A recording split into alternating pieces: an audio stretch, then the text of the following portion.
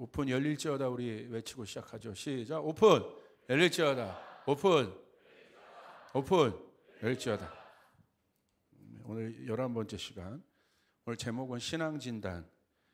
깨닫고 움직였는가? 깨닫고 움직였는가? 가로하고 파토스의 회복이라는 제목으로 말씀 나누겠습니다.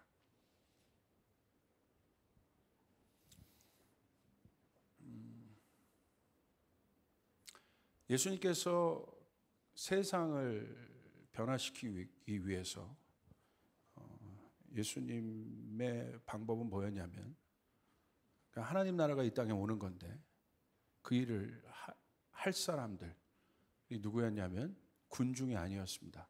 제자였습니다. 예수님의 관심은 군중이 아니라 제자에 있었습니다. 그 제자는 뭘 말해요? 진짜를 얘기하는 거예요. 모양만 그리스도인이 아니라 진짜 하늘의 능력을 가진 자들. 그래서 그 제자들이 갈 때마다 변화가 일어났어요.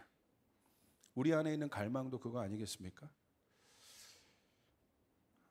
근데 우리 안에 실제적인 이 어려움들이 있는데 그것도 알면서도 어려움들이 뭐냐면 전 그 어려움을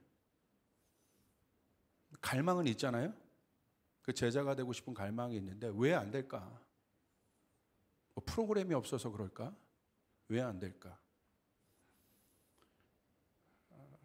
가만히 보니까 예수님이 그 일들을 감당하기 위해서 예수님 어떻게 했냐? 제자를 어디서 키웠냐면요. 현장에서 키웠어요. 성전 안에서 키운 것이 아니라 현장에서 제자들을 키웠다는 거예요. 그러니까 현장은 어떤 곳이냐? 진짜가 만들어지는 곳이라는 거예요. 이 싸움입니다. 여러분 앞으로 미래의 대안이 뭔 것 같아요, 여러분? 뭐 메타버스가 대안이겠어요? 아니요, 그건 절대 대안이 없어요. 시스템이 대안이 될 수 없어요. 이념이겠습니까? 이념이 대안이 됐으면 이런 어려움들을 우리가 지금 겪겠습니까? 이 이념이 대안이 될 수 없어요. 대안은 언제나 생명이 있는 것들이 돼야 돼요. 생명이 있는 것. 그 생명을 누구에게 주셨어요? 우리에게 주신 거죠. 사람이죠, 사람. 사람이 참 중요하다. 시스템, 생명 없는 것들이 절대 대안이 돼요. 기술이 대안이에요? 기술은 대안이 될 수 없어요. 잘 알아야 합니다. 그래서 예수님이 제자를 키우신 거예요. 제자가 사람이잖아요. 생명을 가진 자들이잖아요. 근데 그들이 어디에서 만들어졌냐는 거예요. 현장에서 만들어졌어요.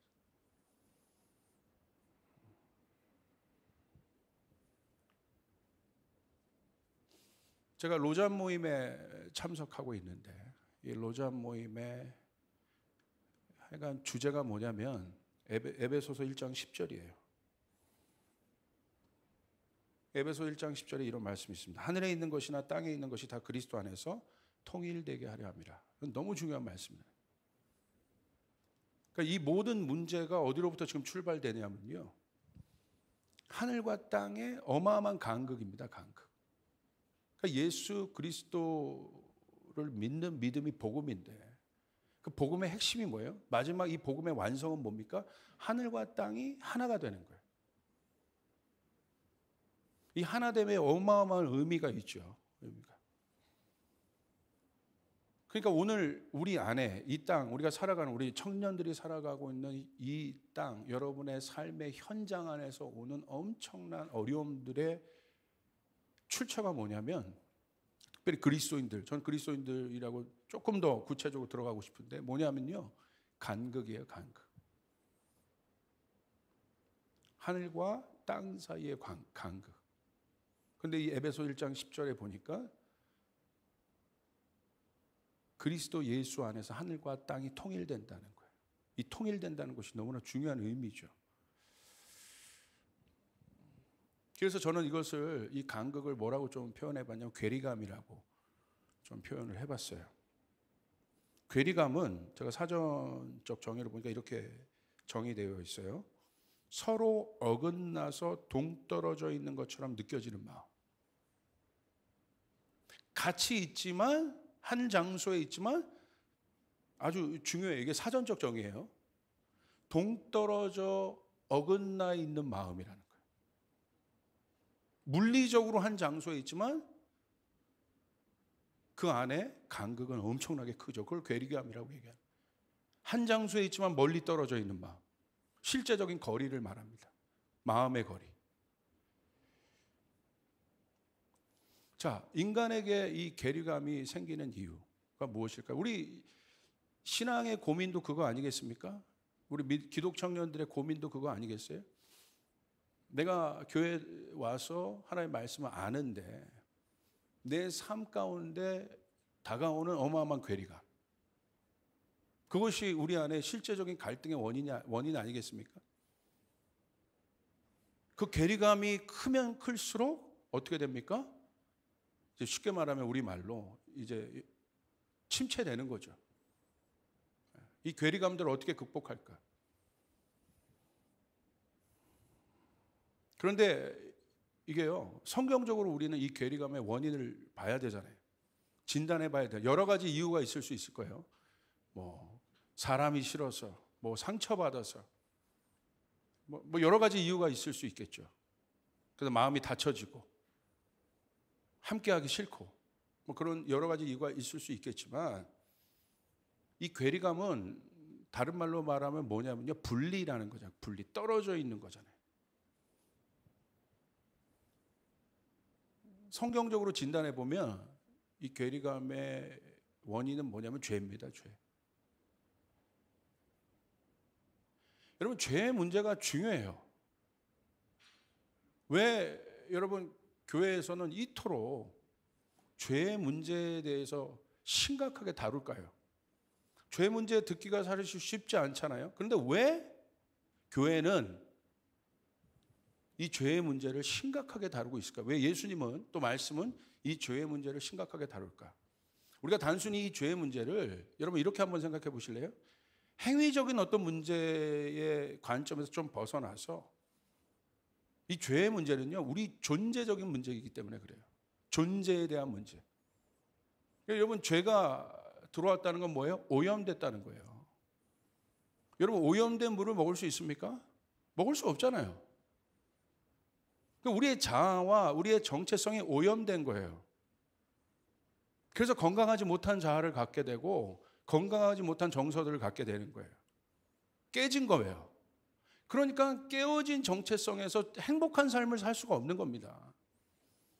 내 내면이 다 깨어졌는데 여러분, 내가 펜트하우스에 산다고 행복하겠어요? 제가 얼마 전에 여러분에게 말씀드렸잖아요. 모 기업의, 우리나라의 대표적인 어떤 성공한 그 IT 기업의 회장이 재산이 10조가 있는데도 여러분 자살했잖아요. 그렇죠? 그러니까 자기가 갖고 있는 우리가 봤을 땐 엄청나게 여러분 걱정, 근심이 없는 환경 가운데 있는 것 같지만 어마어마한 괴리감이 있는, 간극이 있는 거예요. 이 자아가 다 깨진 거죠. 성경은 이 정체성의 문제, 이 자아가 깨지면 우리가 왜 행복하지 못해요? 이게 깨졌기 때문에 행복하지 못한 거예요. 그러니까 죄가 우리가 단순히 행위적인 차원에서 자꾸 생각하니까 뭐 이렇게 죄를 얘기해 뭐 이렇게 하지만 사실은 이 존재적인 문제입니다. 존재적인 질문들이에요. 그래서 성경은 이 죄를 깊이 다루는 거예요. 여러분 여기에 뭐 산의 진미가 있다고 생각해 보세요. 엄청난 음식이 있다고 생각해 보세요. 뭐 한 끼에 뭐 100만 원짜리 하는 음식이 있다고 생각해 보세요. 있으면 뭐 합니까? 오염되면 먹을 수 있습니까? 먹을 수 없다는 거예요. 그래서 여러분, 이 죄의 결과는 분리지 않습니까? 누구로부터의 분리입니까? 하나님으로부터의 분리를 얘기하는 거예요. 하나님으로부터의 분리.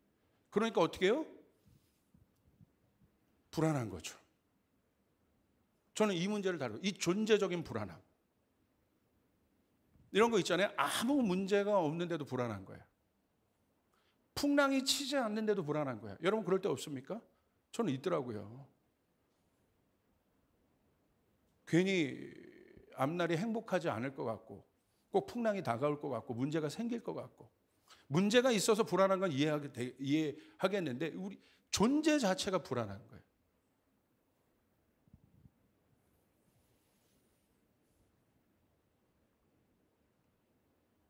여러분 한번 진짜 이거 한번 생각해 보세요. 이것에 대한 이제 이해가 있는데 이 존재적인 불안함에 대한 이해가 있는데, 이에 대한 이해가 누구냐면 갓난아기입니다. 갓난아기가 태어났어요. 갓난아기의 안정감은 뭐겠습니까? 딴 거 없어요. 갓난아기를 우리가 존재라고 생각한다면, 뭐 아이가 뭐 할 수 있는 게 없잖아요. 움직일 수 자기 힘으로 뭔가를 할 수 없잖아요. 그냥 존재 자체잖아요, 아기는. 근데 이 아기의 안정감은 어디로부터 옵니까? 엄마 품이에요. 엄마 품 안에 있을 때 이 아이는 안전한 거예요. 명품 분유를 준다고 해서 행복하겠어요? 명품 요람을 준다고 해서 행복하겠어요? 이 아기가 안전한 곳은 어디예요? 엄마 품밖에 없다. 그래서 이번에 여러분 뉴스 한번 보셨습니까? 우크라이나 이번에 전쟁 났을 때, 전쟁이 지금 진행되고 있는데 초반에 그 사람들이 다 이제 방공으로 대피했어요. 근데 거기서 한 산모가 아이를 낳는데 이 아이가 웃고 있는 거예요, 엄마 품에서. 그래서 그 아이의 얼굴을 보고 많은 사람들이 희망을 가졌잖아요. 저 속에서도 아이가 웃는다, 엄마 품에서. 어떻게 웃을 수 있습니까?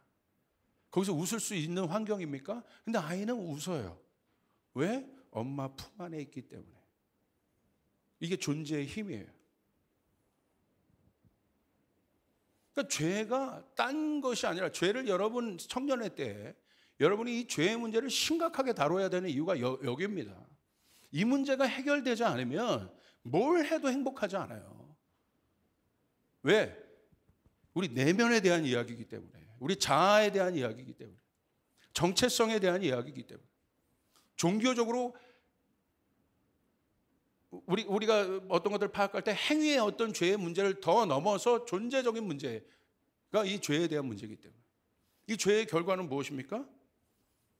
이사야가 이 부분에 대해서 아주 냉철하게 쓰고 있죠.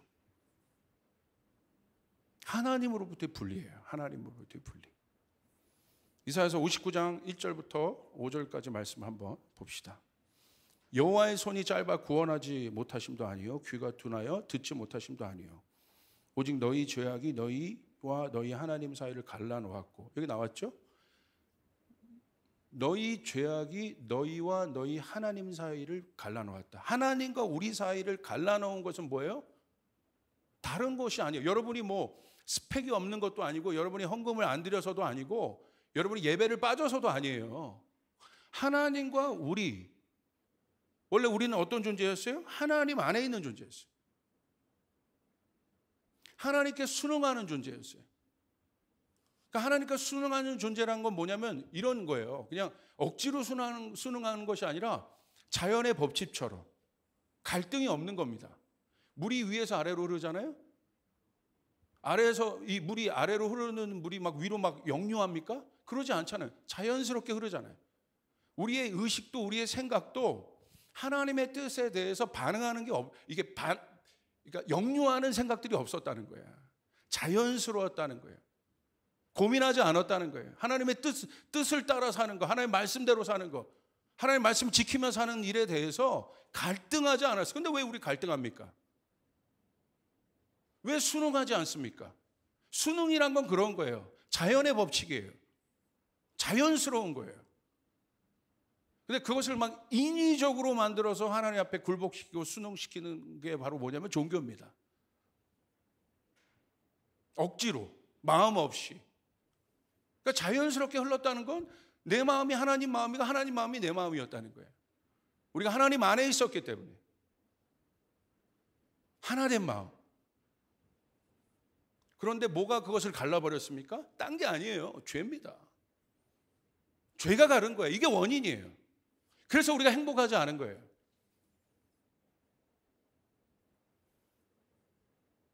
여기 나와 있죠? 2절. 너희 죄가 그의 얼굴을 가리어서 너희에게서 듣지 않으시게 함이니라. 여기서부터 이제 문제가 파생됩니다. 3절부터 5절까지의 말씀을 보면 그곳으로 그렇게 깨진 자아상을 하나님으로부터 분리된 인간이 만들어 놓은 고통의 땅에 대해서 이야기하고 있어요. 한번 보십시오. 3절. 이는 너희 손이 피에 물들었대요. 이 피는 뭐예요? 흘리지 말아야 될 피라는 거예요. 피는 생명을 얘기하잖아요. 여러분 지금 우크라이나 사태 보십시오. 흘리지 말아야 될 피란 말이에요. 근데 피가 흘려지고 있잖아요. 얼마나 많은 사람들이 희생당하고 있습니까? 이사야가 이걸 지금 얘기하고 있는 거예요. 지금 너희 손에 피에 물들어져 있다. 너희 손이. 이유가 뭡니까? 하나님으로부터 분리로부터 오는 거예요. 하나님으로부터 분리된 간극으로부터 오는 거예요. 너희 손가락이 죄악에 더러워졌으며 너희 입술은 거짓을 말하며 너희 혀는 악독을 내밀어. 사기꾼들이죠. 여러분 주변에 이런 사람들 한번 만나보세요. 남의 희생을 먹고 사는 사람들, 거짓말하는 사람들, 속이는 자들. 혀가 뭐예요? 혀가 악독이래. 악하다는 거예요. 그런 사람 때문에 힘든 거예요. 오늘 교회가 욕을 먹는 이유도 그런 사람 때문에 힘든 거예요. 모양은 교회를 다니는데 내면이 정렬되어 있지 않은 거예요. 구원받지 않은 사람들입니다. 그러니까 그런 사람 때문에 상처받는 거예요. 실제적인 문제라는 거예요. 그리고 4절 보십시오. 조금 더 구체적으로 들어가요. 공의대로 소송하는 자도 없고 진실하게 판결하는 자가 없다. 이거 심각한 겁니다. 공의대로, 정의가 없다는 거예요. 정의가 없다는 건 뭐냐면 억울한 사람이 많다는 거예요. 억울한 것이 많은데 해결할 것이 없다는 거예요. 그러니까 여러분, 행정부, 입법부, 사법부가 분리돼야 되잖아요. 상권 분립이 아주 민주주의의 굉장히 중요한 기초 아니겠습니까? 그런데 여러분 다 중요하지만 사법부의 타락이 심각한 겁니다. 사실은 사법부가 타락하잖아요. 그럼 어떤 일이 일어나는 줄 아세요? 사법부는 마지막 인간의 권리를 대변할 수 있는 마지막 보루입니다. 억울한 자가 마지막 자기 안에 있는 억울함들을 풀어낼 수 있는 마지막 보루가 사법부예요. 근데 사법부가 타락됐어요? 끝난 거예요. 게임 오버예요. 게임 오버. 그 나라는 그냥 타락한 나라인 거예요. 부패한 나라인 겁니다. 어디 가서 내 안에 있는 억울함을 어디에서 여러분 이야기하겠습니까? 그래서 사법부가 독립돼야 되는 게 그런 이유입니다. 정치로부터 독립돼야 되는 이유. 정의가 없는 거예요. 그러니까 후진국 보면 다 여기가 타락돼 있잖아요. 공의대로 소송하는 자가 없고 진실하게 판결하는 자도 없다. 그러니까 억울한 사람 너무 많은 거고요. 뭐 유전무죄, 무전유죄 뭐 이런 말이 나오는 거고요. 이게 우리 땅에서 지금 있는 일이잖아요. 근데 성경은 뭐라고 얘기해요? 이 원인이 하나님으로부터 분리된 것 때문에 그런 것이다. 죄 때문에 그런 거다. 그 간극 때문에 이런 일들이 생긴 거다. 그러니까 예수님께서 오셔서 마지막 때에 그리스도 안에서 하늘과 땅이 통일된다는 게 추상적인 말이 아니라는 거예요. 이게 너무 실제적인 말이라는 거예요. 하나님 나라가 와야 하는 거예요. 아멘. 아멘. 그래서 예수님이 그토록 하나님 나라를 갈망하신 거예요. 그리스 신화에 나오는 어떤 나라가 아닌 거예요. 실제입니다. 그리고 5절을 보십시오. 와, 4절 후반부 거짓을 말하고 악행을 잉태하여 죄악을 낳는데요. 악행을 잉태한다는 거야. 여러분 생각해 보세요. 상상해 보세요. 악을 잉태해요. 그리고 악을 생산해요. 5절 보세요. 독사의 알을 품으며 거미줄을 짜나니. 거미줄 뭘 말하면 시스템이에요. 시스템. 뭡니까? 타락한 땅, 악을 생산해내는 땅이 되어버렸다는 거예요. 악을 생산해낸다는 건 심판밖에 없는 거예요. 소돔과 고모라가 왜 심판받았겠습니까? 의인이 없는 것입니다. 그러니까 의의가 없다는 건 그냥 단순하게 뭐 억울한 사람 많겠다 차원이 아니라 악이 생산되고 있다는 거예요. 악이.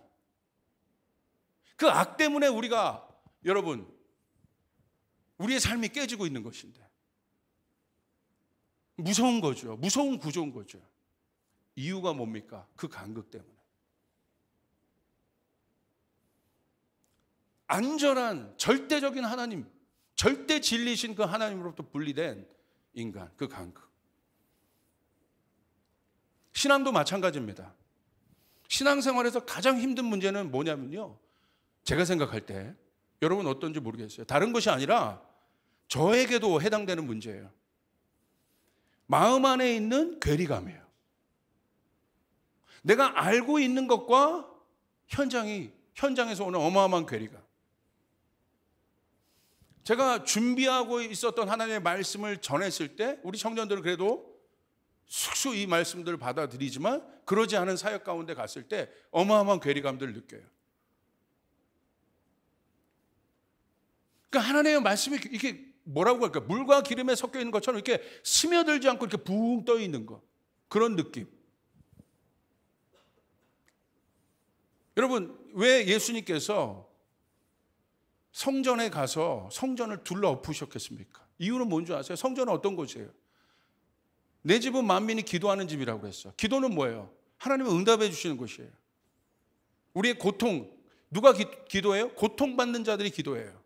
하나님의 도움을 구해요. 그런데 그것이 어떻게 됐어요? 전혀 기능을 하지 못하는 곳이 되었어요. 강도의 구렬이 되었어요. 고통의 문제 그대로 되어 있고 교회는 타락한 장소가 됐어요. 그러니까 어떻게 해요? 어마어마한 간극. 예수님이 그것을 둘러 엎을 수밖에 없었어요. 여러분, 괴리감의 문제가 중요한 이유는 뭐냐면요, 너무 멀어지면 돌아오기 힘들어요. 그게 문제입니다.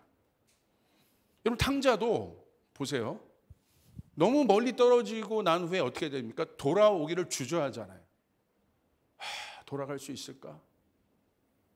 아버지가 날 받아줄까? 나 같은 사람을? 근데 탕자의 또한 위대함은 뭐냐면 돌아왔다는 거예요. 우리 관계도 그렇지 않습니까? 처음에 이렇게 소원했다가 어떤 단계에 가서 너무 멀어지면 참 그 회복하기 힘들잖아요. 2배, 3배의 힘이 필요하지 않습니까? 그러다 보면 포기하게 되는 거예요. 그러니까 교회에 한두 번 안 나오는 게 문제가 아니라 어떻게 됩니까? 자꾸 그 거리가 멀어지면 그렇게 되는 거예요. 실제적으로 성전 멀어지면요, 교회 나오기 참 힘들어요. 이게 사실이더라고. 거리가 비례하더라고. 거리라는 건 굉장히 중요한 거라니까. 저희 교회는 그래도 먼 곳에서 오는 청년들이 많은데 참 축복합니다. 자, 이 문제를 해결하기 위해 2가지 분류의 사람들이 있어요. 여러분 가운데 혹시 그 괴리감이 있는 분들이 있다고 한다면 이 2가지 분류의 사람을 한번 참조해 보세요. 첫 번째, 그 거리감, 그 안에 있는 간극을 메꾸기 위해서 움직이는 사람이 있는데 그 사람은 바로 누구냐면 구도자들입니다. 찾는 자들이에요. 그 대표적인 사람이 누굽니까? 니고데모예요. 니고데모 안에 풀리지 않은 문제들이 있었어요. 하나님 말씀을 가르치는 사람이에요. 하나님 말씀을 잘 아는 사람이에요. 근데 풀리지 않는 문제가 있는 거야. 그러니까 니고데모가 어떻게 했습니까? 밤중에 예수를 찾아옵니다. 찾았어요. 그러니까 예수를 찾으니까 예수님이 어떻게 해요? 만나주세요. 그리고 니고데모가 갖고 있었던 구원관을 바꿔주십니다. 거듭남에 대해서 이야기하세요. 그러니까 니고데모는 위대한 사람이에요. 왜? 찾은 거예요. 괴리감, 간극 그대로 있는 것이 아니라 그냥 멀리 떨어져 있는 상태로 둔 것이 아니라 그 진리를 찾는 거예요. 시커예요. 찾는 사람이었어요. 찾는 자가 찾을 수 있습니다. 구하는 자가 받을 수 있습니다. 두드리는 자에게 열리게 되는 것입니다. 그래서 이 구도자의 삶은요, 고단해 보이지만 아름답습니다. 고귀합니다. 대단하지 않아요? 저기 시골 청년에게 자기가 갖고 있는 타이틀 다 내려놓고 가서 물어요. 그러니까 겸손하죠. 이런 사람들 끝까지 배우는 사람들이에요. 또 한 부류의 사람이 있어요. 그 한 부류의 사람은 종교인들이에요. 종교인들은 결국 문제가 뭐냐? 그 안에 어마어마한 갈등이 있어요. 내면의 갈등이 있습니다. 예수님께서 그 당시 있었던 종교인들을 향한 예수님의 정의는 뭡니까? 한마디로 위선이었어요. 위선자들이라는 거예요. 위선은 뭐예요? 겉과 속이 다르다는 거예요. 겉은 거룩한데 속은 회칠한 무덤인 거예요. 무덤인 거예요. 생명이 없는 자들이에요. 그걸 위선자라고 해요. 그것이 예수님께서 정의했던 종교인들의 정의입니다. 마음 없이 하나님을 찾는 사람들. 입으로는 하나님을 고백하고 있지만 하나님 없죠.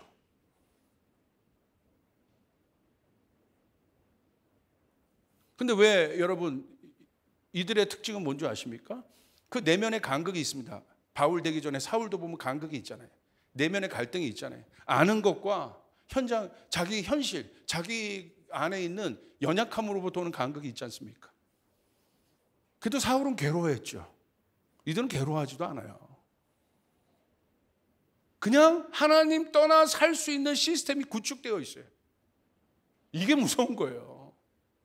그것이 기득권으로든 뭐로든 구축되어 있어요. 편한 거예요. 하나님 개입하는 게 오히려 이제 거추장스러운 겁니다. 이제 자기 능력으로 살 수 있는 시스템이 구축되어 있어요. 하나님의 임재? 이들이 관심 있겠습니까? 하나님 임재에 관심 없어요. 그렇게 예배에 나오지 않아요. 하나님 앞에 나갈 때 내가 오늘 하나님의 임재를 경험하고 싶다. 관심 없어요. 하나님의 임재를 누가 관심 있는 줄 아세요? 살아있는 사람들이 관심이 있는 거예요. 하나님을 사랑하는 사람들이 하나님의 임재에 관심이 있는 거예요. 관심 없는 거예요. 그냥 교회 오는 거예요. 내가 오늘 하나님의 임재를 경험했던 안 했던 상관없어요. 죄에 반응하는 내면의 양심이 죽은 지 오래되었어요. 저는 이 신앙의 괴리감이 어디로부터 오는가? 특별히 우리 안에, 오늘 현대 기독교인들 안에 이 신앙의 괴리감이 어디로부터 오는가? 저는 분명히 단언코 얘기할 수 있는데요. 생각으로부터 오는 신앙이에요. 죽은 신앙. 이 생각이 마음으로 오지 않아요. 마음이 이 생각으로만 하나님을 믿는 관념적 신앙. 생각으로만 하나님을 믿는다는 건 뭐냐면요. 내가 하나님을 알고 있다고 생각해. 그렇지 않아요. 마음은 죽어 있는 거야. 여러분, 하나님을 사랑한다는 것이 율법의 첫 계명이잖아요. 사랑이 뭡니까? 사랑이 머리로 하는 게 사랑입니까? 여기 사랑을 머리로 하는 청년들이 많아서 지금 여러분들이 모태솔로인 거예요. 할렐루야. 머리로 자꾸 판단하는 거야. 뭐도 있어야 되고 뭐도 있어야 되고 뭐도 있어야 되고. 아니 그건 아무것도 중요한 게 아니거든. 이렇게 얘기해도 현실은 그렇지 않아요. 그 머리로 하는 거 머리로.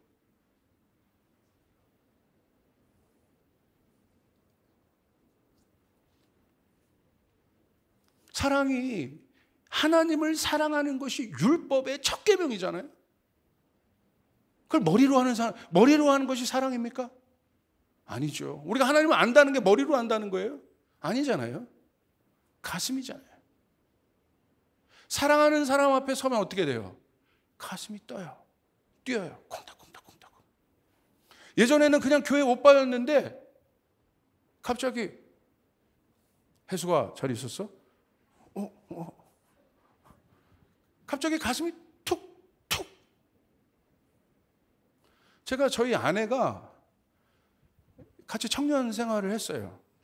청년부 생활을 했는데 저보다 한 살 많은 누나였고, 누나 내 여자 누나였어.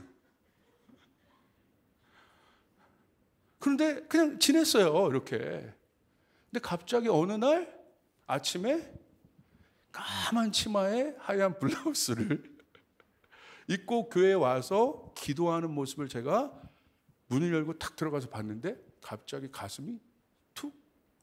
뭐지 이거? 그때부터 괜히 어색해지더라고. 이게 사랑이에요. 이게 가슴 떨림, 가슴. 머리가 아니라 가슴. 가슴이 뛰고 있는 거. 근데 지금의 신앙은 어디에 있어요? 다 여기를 깨우는데, 그렇죠? 머리. 그러니까 머리는 어마어마하게 많이 아는데 가슴은 요만한 거예요. 그러니까 영적 가분수. 아는 건 너무나 많은데 이것들이 아는 것들이 쏟아지는 곳이 없는 거예요. 근데 계속 채우는 거예요. 그러니까 지금의 신앙은 뭐예요? 깨달음의 목적이 있어요. 깨달음의 목적이 있는 건 종교입니다. 기독교는 깨달으라는 종교가 아니에요. 이것 깨우는 종교가 아니라는 거예요.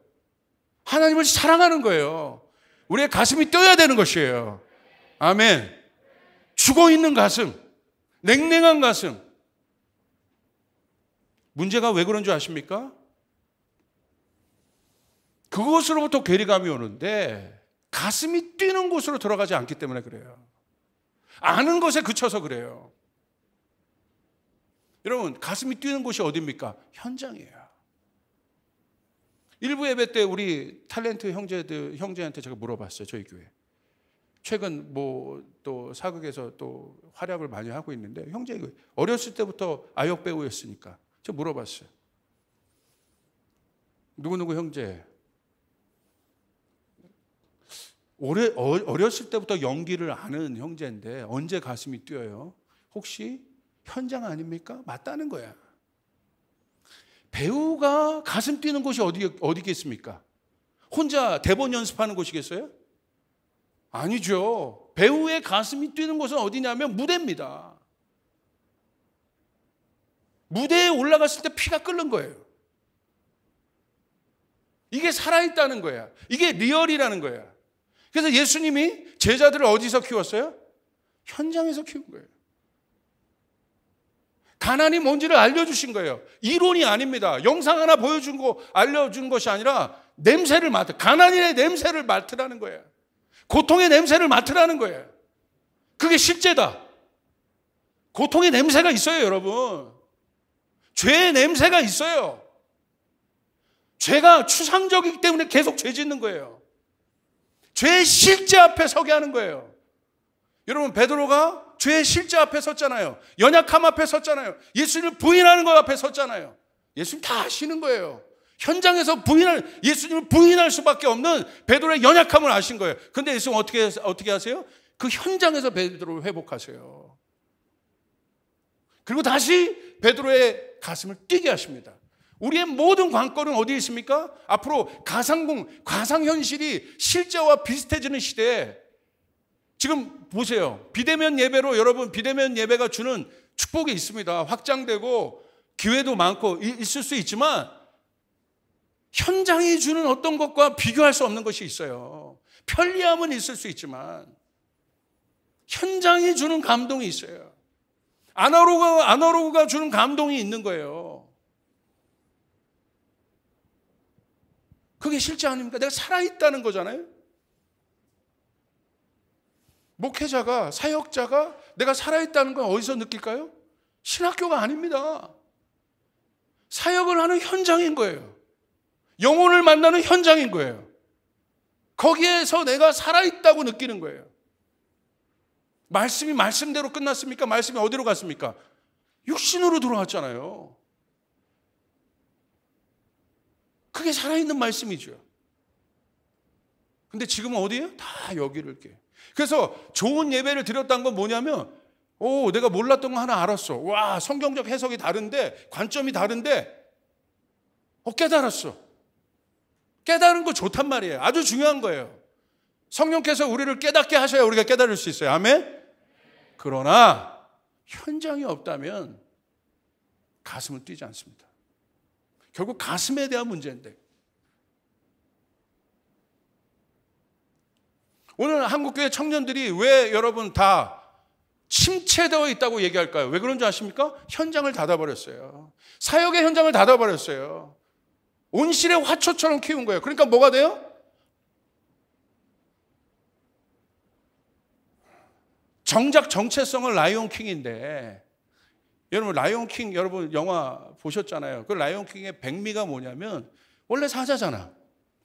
근데 이 사자가 쫓겨나잖아요. 그래서 친구들, 그 원숭이 같은 애들 있잖아요. 이 친구들이랑 같이 피합니다. 그러니까 이 원숭이들이 뭐 먹냐면, 라이온은 원래 사자는 뭐 먹어야 돼요? 육고기를 먹어야 된단 말이야. 거기 갔더니 뭐 먹고 있어? 풀 먹고 있어, 사자가. 그러니까 혹시 얘네들은 라이온킹 주인공 이름이 뭐죠? 심바 맞아? 오케이. 그 심바가 혹시 육고기를 먹고 싶은 본능이 깨어날까 봐 얘네들이 두려워하잖아. 그럼 막 속이잖아요. 아니야. 신경 쓰지 마. 사자는 원래 풀을 먹는 거야. 누가 깨워냅니까? 신바 여자친구가 와가지고. 뭐 하고 있는 거야? 그런 여자친구를 만나야 돼요. 할렐루야. 그랬더니 그 라이언 킹은 깨어나잖아요. 오, 내가 그런 존재구나. 내가 지금 풀 먹는 존재가 아니구나. 뭘 찾습니까? 야성을 찾잖아요. 그 야성이 깨어나는 순간 신바의 모든 게 달라져요. 오늘 이 시대 한국교회 청년들의 문제는 뭔지 아십니까? 야성이 없다는 거예요. 신앙에 야성이 없다는 거야. 사역자도 마찬가지예요. 야성이 없다는 거예요. 저도 마찬가지예요. 그게 없으면 죽는 거예요. 그게 없으면 괴리감이 있는 거예요. 예수님의 메시지가 살아있는 것이 살아있는 이유가 뭔지 아십니까? 하늘에만 있는 분이 아니었다는 거예요. 현장 안으로 들어오셨어요. 가난 안으로 들어오셨어요. 고통 안으로 들어오셨어요. 질병 안으로 들어오셨어요. 그래서 예수님의 메시지는 살아있었어요. 할렐루야. 그겁니다. 그게 괴리감인 거예요. 답은 간단합니다. 영적 침체 가운데 있는 혹시 방송을 보면서 그 청년이 있습니까? 당연합니다. 현장이 회복돼야 돼요. 그래서 이번 2022년 저희 교회 표어가 뭡니까? 사역은 사역자만 하는 게 아닙니다. 한 성도가 한 사역을 감당하는 것. 1인 1사역의 회복. 아멘. 그게 내가 사는 길이란 말이야. 사역하는 행위가 아니라, 봉사하는 행위가 아니라 그것이 내 마음을 뛰게 하는 거란 말이에요. 뛰게. 이게 우리의 정체성이란 말이에요. 그래서 이번 연도에 다시 다 킹덤컴으로 다시 선교지로 다 나가라는 이유가, 단기 선교라도 여러분 다 나갔다 오라는 이유가 그거예요. 제가 백날 얘기해도 여러분 감동은 받을 수 있지만 이 마음에 불이 불러오지는 않아요. 그것이 불이 붙여져야 된단 말이야. 그거 어디서? 거기서. 제가 금요일 날 얘기했던 아브라함 조슈아 헤셀, 이 신학자, 유대인 신학자 얘기를 했습니다. 예언자들이라는 책을 여러분에게 소개하고, 이 사람의 메시지가 너무 깊어요. 너무너무 깊은 거야. 그래서 여러분 왜 이렇게 이분의 메시지가 깊은 줄 아십니까? 같은 성경을 봐도 특별히 구약의 선지자들에 대해서 다룬 책을 제가 소개했잖아요. 왜 깊은 줄 아십니까? 이분이요, 폴란드 태생 유대인이에요.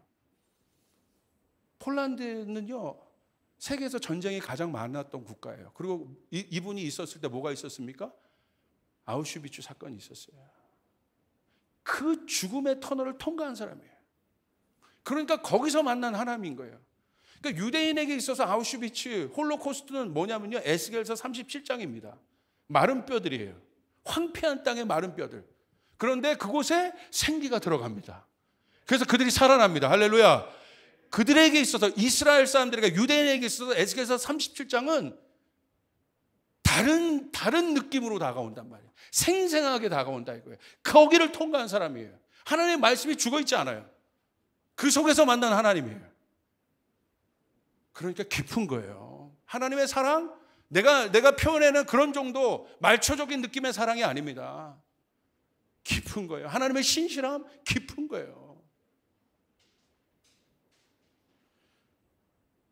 이분이 이런 얘기를 했어요.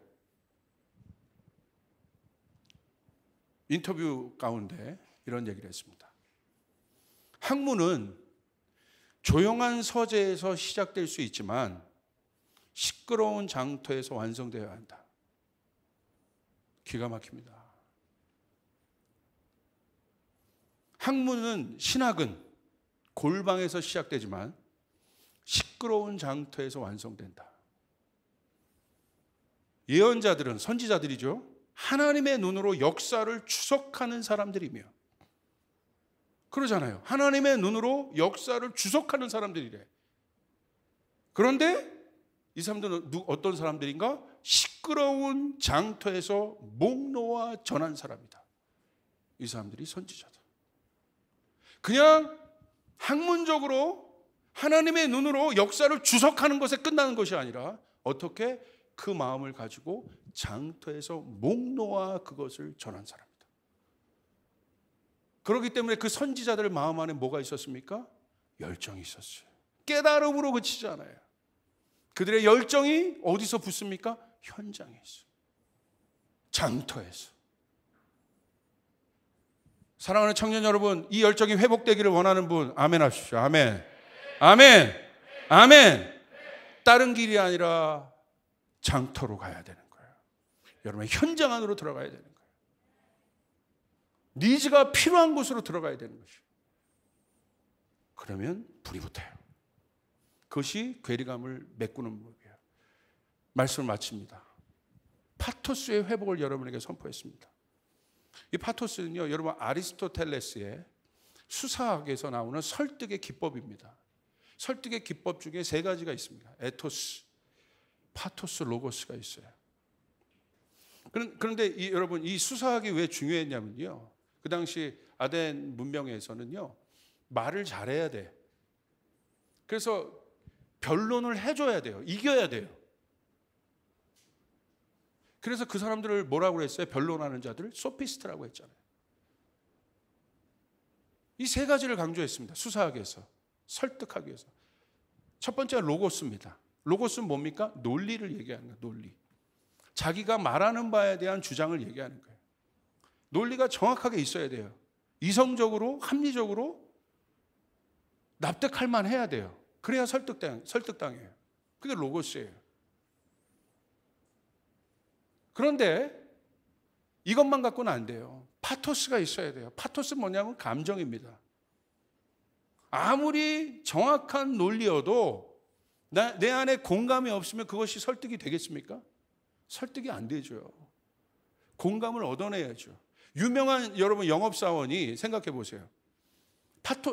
로고스만 갖고 되겠습니까? 정보만 갖고 되겠습니까?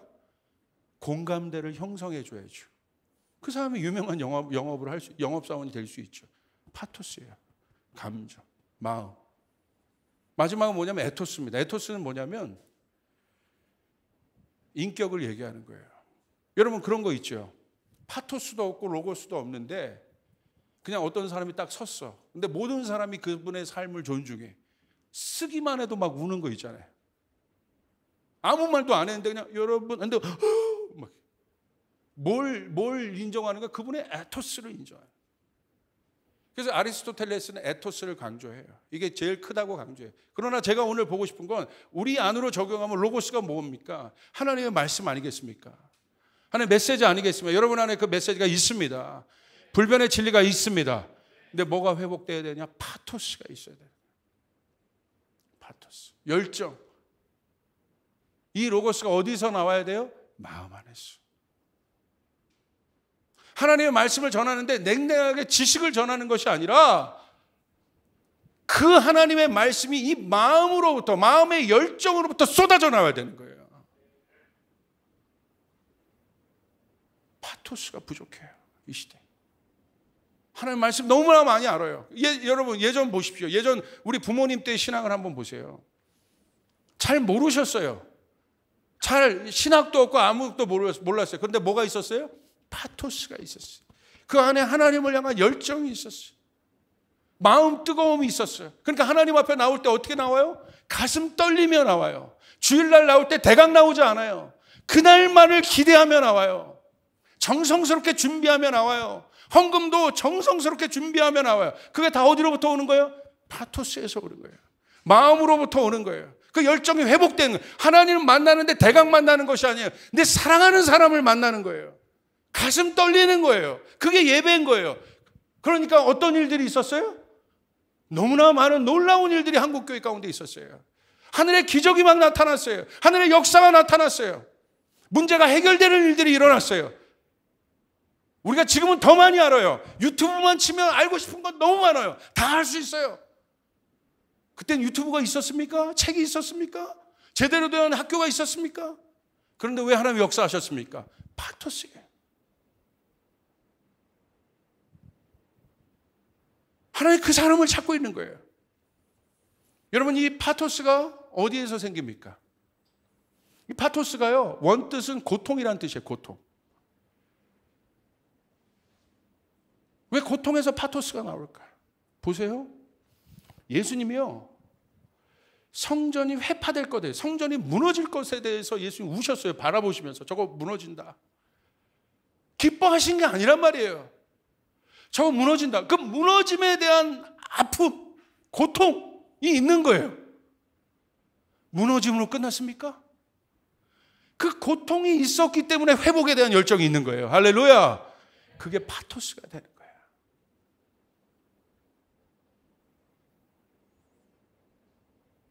진짜 파토스. 종교적 흥분이 아닙니다. 예배 때 한번 받았던 어떤 선동된 느낌이 아닌 거예요. 진짜 파토스. 내 마음에 불이 붙는 순간. 느헤미야 보십시오. 느헤미야에게 언제 파토스가 생겼어요? 회파된 예루살렘 성을 바라보면서 슬피 울었잖아요. 근데 거기서 끝났습니까? 어떤 마음이 생겼어요? 회복에 대한 열정이 생긴 거예요. 하나님 일으켜 주십시오. 하나님 세워 주십시오. 파토스. 제가 여러분에게 얼마 전에 10대에 대해서 던졌잖아요. 그게 파토스예요. 잘하고 있는 10대를 바라보면 어떤 것이 아니라 무너져가는 10대를 향한, 티네이저를 향한 그 마음. 하나님 움직여야겠습니다. 그래서 제가 지금 만나는 모든 사람들에게 티네이저에 대해서 얘기하고 있어요. 이제 청년의 문제가 아니다, 이제. 여러분, 우리 청년들에게 제가 부탁하잖아요. 여러분만 MZ의 문제가 아니라는 거예요, 이제. 우리의 시각을 돌려야 돼요. 10대는 완전히 무너지고 있습니다. 상상할 수 없이, 여러분, 이 방어벽도 없어요. 그냥 막 물려 들어오고 있어요.